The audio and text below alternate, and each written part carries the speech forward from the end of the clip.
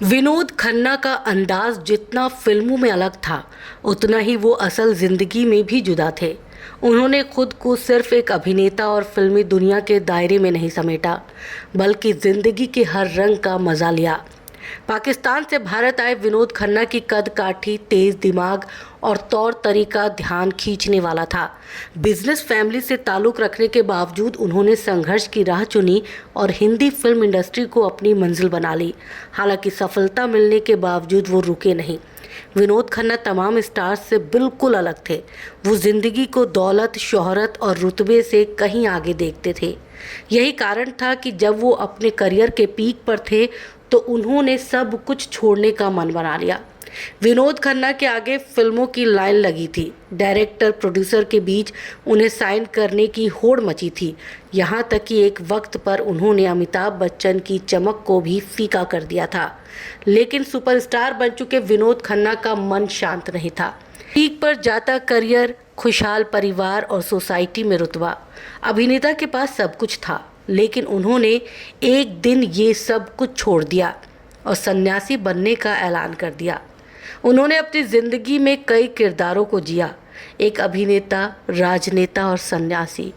विनोद खन्ना ने शानदार फिल्मी करियर देखा, सन्यासी बने और इसके बाद एक बार फिर लाइमलाइट की दुनिया में वापसी की। विनोद खन्ना ने राजनीति में भी हाथ आजमाया और सफल रहे। आइए उनकी ज़िंदगी से जुड़े कुछ अनसुने किस्से जानते हैं। विनोद खन्ना का जन्म पेशावर के एक पंजाबी परिवार में हुआ था। उनके पिता का कपड़ों से जुड़ा कारोबार था, लेकिन बंटवारे के बाद उनका परिवार सब कुछ छोड़कर मुंबई आ गया। इसके कुछ समय बाद विनोद खन्ना का परिवार दिल्ली में शिफ्ट हो गया। विनोद खन्ना एक्टर होने के साथ साथ पढ़ाई में भी अच्छे थे। उन्होंने मुंबई के सिडेनहैम कॉलेज से कॉमर्स में ग्रेजुएशन किया।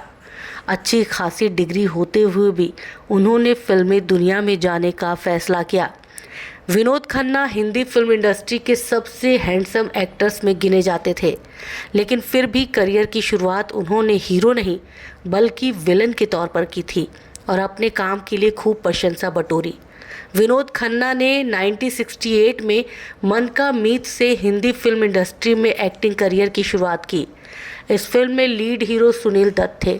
विनोद खन्ना ने इसके बाद आन मिलो सजना, पूरब और पश्चिम, मेरा गांव मेरा देश, ऐलान, सच्चा झूठा और मस्ताना जैसी फिल्मों में भी नेगेटिव रोल प्ले किया। इन फिल्मों के साथ उन्होंने डाकू के किरदार निभाने के लिए पहचान बनाई।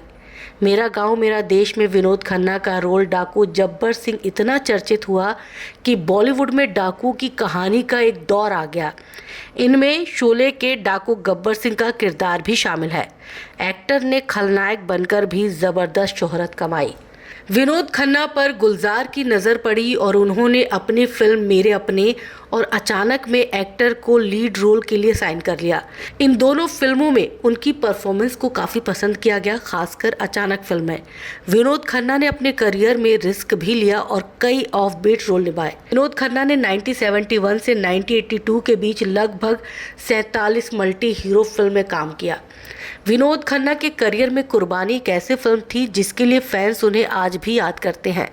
इस फिल्म का मिलना भी एक्टर के लिए किस्मत की बात थी, क्योंकि पहले कुर्बानी अमिताभ बच्चन को ऑफर हुई थी, लेकिन उन्होंने इसे ठुकरा दिया। इसके बाद ये विनोद खन्ना की झोली में जा गिरी और उस साल की सबसे बड़ी हिट फिल्म बनी। स्टारडम के पीक पर बैठे विनोद खन्ना ने अचानक आध्यात्म के रास्ते पर चलने का निर्णय लिया। उन्होंने बॉलीवुड को अलविदा कहा, जिसका फ़ायदा अमिताभ बच्चन को मिला और वो इंडस्ट्री के नए सुपरस्टार बनकर उभरे।